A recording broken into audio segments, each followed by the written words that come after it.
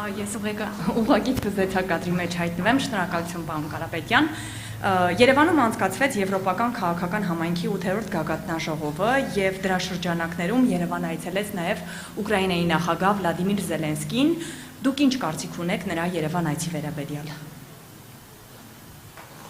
Անկեղծ ասեմ։ Այո։ Ես գտնում եմ մեր իշխանության կողմից իր դաշնակցի նկատմամբ դա հիմարություն էր եւ նույնիսկ կարող եմ ասել սրիկայություն էր մեր ժողովրդի հանդեպ, քանի որ եվրոպացիները դա կազմակերպել էին,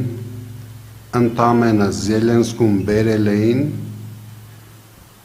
որ Փաշինյանը իրեն ռուսերեն ասեմ, մաստեր կլաս տա, ինչպես պետք է համարձակ ձևով հանձնել սեփական տարածքները։ Ես անհանգստություն ունեմ, որ այդ ամենից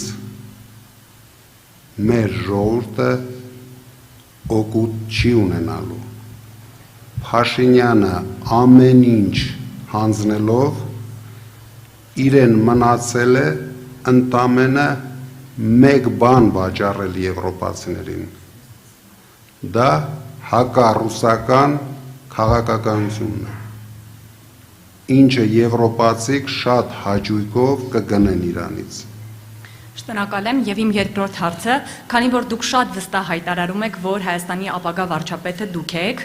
դուք արդյոք պատրաստվում եք քաղաքական գնահատական տալ Նիկոլ Փաշինյանի եւ իշխող ուժի կառավարման ժամանակաշրջանին։